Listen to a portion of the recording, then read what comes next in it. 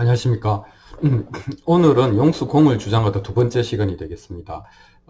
이제 지난 시간에 이제 용수가 이제 아공뿐만 아니라 법공을 주장하면서 무아라고 하는 용어 대신에 새롭게 이제 공이라고 하는 용어를 이제 썼는데, 그러면 그 용어가 나오려면 우리가 이제 모든 개념은 그 실체가 없다라고 하는 이제 용수의 주장을 이제 펼쳐 보이기 위해서 용수는 개념에 대한 이제 새로운 데피니션을 합니다. 개념이라고 하는 것은 이제 어떻게 보면은 이제 통념, 통칭, 명칭 이런 거라고 할 수 있거든요. 아버지를 아버지라고 하고 뭐 산이라고 하고 별이라고 하고 이런 것들이 다 이제 개념이죠. 뿐만 아니라 뭐 정의라든지 사랑이라든지 진리라든지, 특히 그 당시에는 이제 인도 당시에는 그 아트만이라고 하는 것이 이제 부다가 정면으로 거부하고 나온 개념이죠. 그러니까 이런 이제 그 개념, 그러니까 명칭만 있는 개념도 있고 또 물건이 실제로 있어서 이제 가리킬 수 있는 개념도 있는데, 이 개념에 대한 새로운 해석을 이제 용수가 시도를 합니다. 그걸 가지고 공을 주장하는 밑받침을 하는 것이죠. 그래서 오늘은 다음 시간까지 두 번에 걸쳐서 용수가 주장했던 개념과 붓다가 생각했던 개념을 이제 서로 안내하도록, 소개하도록 하겠습니다. 그런 그 두 개가 자연스럽게 대비가 되면서 용수가 무엇을 주장하려고 했는지가 더 명확해질 것 같습니다. 오늘은 이제 붓다가 개념을 이제 이해하고 활용하던 시기에만 해도 인도에서 개념이라고 하는 것을 쓰는 용어는 삼무티라고 하는 거였습니다. 근데 이제 용수 시대에 오면 한 6, 700년 지나서 용수 시대에 오면 벌써 이제 이 개념이라는 말을 쓰는 인도어가 삼무티가 아니고 쌍으리티라고 하는 말로 용어가 바뀝니다. 그래서 이제 그런 바뀌는 이유에 대해서 한번 이야기해 보도록 하겠습니다. 초기 불교의 관점에서 볼 때 이 반야심경이라고 하는 것은 이제 어, 이 오은 12처 18개 영기 뭐 이런 고진멸도 사성제 이런 것들을 다 공의 입장에서 보면 이렇다고 말하는 이제 그 진리의 체계인 법도 없다, 공하다 이렇게 표현하는 것이 나오잖아요. 그러니까 초기 불교 관점에서 보면 반야심경은 불교의 혁명이다 이렇게 말할 수 있는데, 이게 중의적입니다. 그러니까 하나는 뭐 우리 이노베이션, 혁신 이렇게 말할 수도 있지만, 또 하나는 뒤집어 엎은 거냐, 갈아엎은 거냐, 완전히 다른 거냐, 부정한 거냐 이렇게 말할 수가 있겠죠. 그래서 이제 또 그도 그럴 것이, 논리적으로 보면은 그 초기 불교에서는 사실은 이제 인식론적으로 보면 이 어떤 이름이 있고 물건이 있고 뭐 존재가 있고 하는 것들은 좀 소박하다고 할까요? 그렇게 철학적으로 면밀하게 검토가 된 건 아니죠. 있는 건 있다 이렇게 보는 것이죠. 그래서 또 이제 붓다는 이제 거기에 대한 이제 경험론적 관점을 갖고 있습니다. 그러니까 우리가 경험적으로 서로 확인할 수 없는 것들에 대해서 지나친 주장을 하는 것은 옳지 않다라고 하는 것이죠. 그것의 전형적인 것이 아트만이죠. 그래서 이 초기 불교는 이제 기본적으로 소박한 경험론적 관점을 갖고 있었는데, 용수의 관점은 정반대입니다. 그러니까 또는 대승불교의 그 혁명적 관점의 핵심은 뭐냐면 초월론적 관점을 이제 채택한 것이죠. 감각할 수 없고 지각할 수 없지만 그 영원히 존재하는 절대적인 어떤 것이 있다고 봐야 된다, 이거죠. 근데 붓다는 그런 개념 자체를 받아들이지 않았는데, 그런 개념의 대표적인 것으로 아트만이라고 봤는데, 어찌어찌 해서 결국 대성경전 혹은 반야심경의 그 공의 개념은 그런 개념과 혼돈되거나 오해받기가 십상으로 되어 있습니다. 그래서 그 초기 불교에서는 이게 잘못됐네요. 초기 불교에서는 이 개념이라고 하는 것, 우리가 쓰는 개념이라고 하는 것을 삼무티라고 봤습니다. 그러니까 있는 것을 가리킨다, 또는 서로 합의할 수 있는 것을 가리킨다 이렇게 이야기를 했죠. 그리고 그 합의는 경험에 기초한다 이렇게 볼 수 있습니다.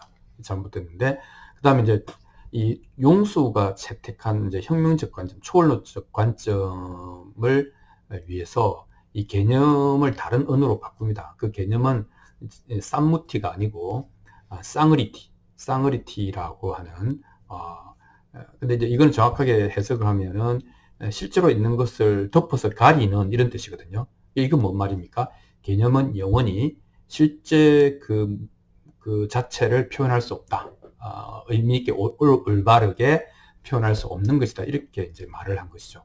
그래서 그럼 실제는 뭐냐? 그것은 말할 수도 없고 표현할 수도 없고 감각할 수도 없고 지각할 수도 없는 절대적으로 홀로 존재하는 의존해서 존재하는 것이 아닌 즉 연기법과 상관없는 존재다. 이렇게 이야기를 하는 것이죠.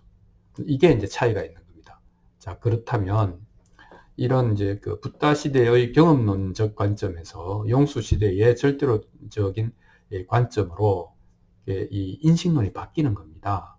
그러니까 뭐가 있나에 대한 인식론이 바뀌는 겁니다. 이걸 이제 정리하자면 경험에서 초월로 그 무게중심이 이동하는 거거든요. 그리고 이제 그러면 그것을 표현하는 개념과 단어가 있을 거 아닙니까? 개념과 단어가 있고 문장이 있을 거 아닙니까? 그러니까 이 개념과 명제, 즉 단어와 문장을 어떻게 바라보느냐 하는 데서 이제 완전히 갈라지는 겁니다. 그래서 오늘은 이제 붓다 시대의 경험론에 입각한 이제 개념에 대한 의미, 즉 사무티라고 하는 것을 여러분에게 소개해 드리겠습니다. 이제 붓다는 이 개념이라고 하는 것을 사용하는 데 있어서 인식론적이라기보다는 심리적인 접근을 했던 것이죠. 이게 붓다의 생각은 그렇습니다. 그래서 우리가 이제 삼무티라고 했을 때 이걸 이제 개념으로 번역하는데 이 삼무티는 이제 뭐 생각하다라고 하는 단어에서 이제 파생한 것이죠. 그 위에 그 앞에 이제 쌈이 붙어서 with 함께 이런 것이니까 함께 생각하다, 같이 생각하다, 똑같이 생각하다, 그 생각에 동의하다 이런 뜻이거든요. 그러니까 동의된, 관습적으로 그렇다고 말해지는 이런 뜻이 되는 겁니다. 그러니까 거기는 뭐 산이다, 들이다, 바다다, 뭐 그죠, 아버지다, 어머니다, 뭐 사랑이다, 뭐 괴로움이다 이런 것들은 뭐 대충 서로가 그게 뭐 모습이 있든 없든 간에 경험적으로 합의할 만한 그 정도 되는 어떤 대상이 이제 확실한 거죠. 그런 거는 이제 명칭을 갖다 붙인 것이죠. 이름을 붙인 것이죠. 그래서 이제 명칭 혹은 개념으로서의 삼무티는 뭐 큰 문제가 없다 이렇게 말하는 것이죠. 하지만 이제 붓다는 인간 세상에서 이제 그 다툼이 또는 번뇌가 생겨나는 이유는 이렇게 설명한 겁니다. 그러니까 개념 자체가 문제가 있는 것은 아니다. 특별히 왜냐하면 그때는 뭐 소박한 시대였으니까 개념이 혼란과 왜곡을 이야기하는 것이 아니라 개념 자체가 문제는 우리 각각의 의도가 달라서 그렇다 이런 것이죠. 그러니까 개인한테는 다 편향이 있지 않습니까? 또 이제 그게 집착하는 게 다르고 그래서 이제 그것을 이제 붓다가 이야기한 윤회의 근원이 되는 것 또한 이 바로 경향성이 있는 주관적인 의식이잖아요. 이것 때문에 그렇다. 그게 뭡니까? 개념은 문제가 없다. 개념을 사용하는 우리 마음이 문제다. 이렇게 이야기한 것이죠. 그래서 특히 이 중에서도 보이지 않는 것에 대한 담론을 위한 개념들, 형이상학적인 그 개념 또는 그것들을 연결한 이론이라고 하는 것은 그 마음의 혼란이 만들어낸 것에 불과하다. 그러니까 이건 뭡니까? 실제 있는 게 아니고 그냥 생각이다. 즉 망상이다. 이렇게 이야기를 한 것이죠. 그래서 이제 붓다가 생각하기에 이렇게 혼란을 이야기하고 그 다음에 이제 내 자신에게서 혼란을 일으키고 타인과의 소통에서 방해를 일으키는 바로 이 핵심적인 그 이유가 뭐냐? 경향성, 그죠? 내가 갖고 있는 경향성, 이것은 좋아하고 저것은 싫어하고 또는 어떤 것에 대한 선입견, 편견 이런 것들을 제거하면은 여실견, 있는 그대로 보는 것이 가능하다 이렇게 얘기를 하는 것이죠. 그래서 용수 입장에서는 있는 그것이 뭔가를 우리가 인지적으로 언어적으로 표현해서 장악하는 것은 불가능하다 이렇게 이야기를 했으니까 조금 다릅니다. 자, 그래서 이제 붓다가 그 당시 대표적으로 아트만 개념과 평생을 싸운 거 아니겠습니까? 그래서 이제 아트만이라고 하는 것은 영원히 존재하는 불멸의 지고지선의 지복에 차 있는 뭐 그런 거 아닙니까? 그죠? 그것이야말로 실제 있는 거고 우리가 겪는 이런 희노애락과 모든 현상은 환상이다 이렇게 보는 이 아트만 개념을 거부를 했는데 이유가 두 개입니다. 하나는 이게 나도 그렇게 경험하고 니도 그렇게 경험해서 그래 이건 이거야 라고 그게 뭐 모양이 있든 모양이 없든 간에 확인할 수 있는 경험론적인 방법이 있냐? 없는 거 아니냐? 그럼 이거는 뭐 주장하는 것이거나 우기는 거잖아. 이렇게 네가 믿는 바를 얘기하는 것은 좋은데 그것이 실제다, 사실이다, 진실이다 이렇게 말하는 것은 너무 나가는 거다 라고 얘기를 한 것입니다. 두 번째는 이게 또 이제 심리적으로 보면 그것이 바로 네가 집착하고 있는 곳이다. 그러니까 영원히 살고 싶은 마음, 뭐 이런 불멸의 초월적 자아에 대한 욕망을 결국 그런 게 있죠. 아트만이라고 하는 것이 있다는 것을 나는 믿어 라고 하는 것으로 나타나는 거니까 그것은 욕망의 산물이다. 그런 생각은 그게 잘못되는 거다. 그러면 우리가 소통도 안 되고 번뇌도 다스릴 방법이 없다. 이렇게 이야기를 한 것이죠. 그래서 아까 경험적인 합의가 불가능한 것, 의견이 일치할 수 없는 것에 대해서 뭐 예를 들면 죽은 뒤에 어떻게 되냐 이런 것들에 대해서 뭐 관점이 여러 개가 있을 거 아닙니까? 그럼 그 중에서 나는 쇼핑을 하죠. 마음에 드는 걸로. 그래서 이제 내가 집착하고 있는 부분, 선입관, 경향성 이런 것들이 문제인데 이것들을 제거하고 개념을 사용하면 어떻게 되느냐? 그러면 다 된 것이다. 그러면 해결된 것이다. 이렇게 이야기를 하는 것이죠. 그래서 사람들은 이제 생각과 생각, 소신과 소신, 뭐, 이게 다 충돌하지 않습니까?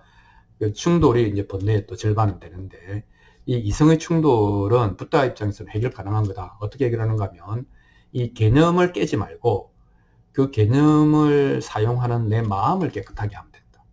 그죠? 내 마음에서 편향, 경향성, 집착, 편견, 욕망 이런 것들을 제껴내면 이 개념은 우리가 공공의 도구로 잘 활용할 수 있다 라고 이야기를 했습니다. 그래서 붓다가 정말 해결하고 싶었던 것은 개념이 실체를 나타내지 못한다라고 하는 어떤 인식론적인 문제라기보다는 이 개념을 우리가 우리의 욕망과 편향에 따라서 잘못 사용함으로써 일어나는 충돌과 문제를 해결할 수 있지 않냐라고 하는 훨씬 더 심리적인, 심리학적인 접근을 했다. 이렇게 이야기를 할 수 있겠습니다. 그러면 용수는 어떻게 되겠습니까?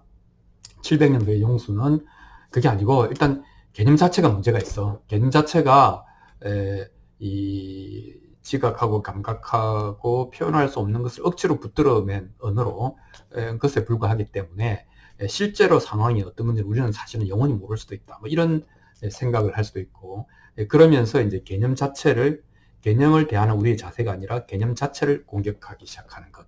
그것이 용수의 공철학의 어떻게 보면 시작이다. 이렇게 얘기를 할 수 있겠습니다. 자, 오늘은 붓다의 개념인 쌈무티에 대한 얘기를 여러분과 말씀을 드렸습니다. 다음에는 용수의 쌍의리티, 개념을 쌍의리티라고 표현하는 용수의 개념에 대한 생각을 여러분들과 나눠보도록 하겠습니다. 고맙습니다.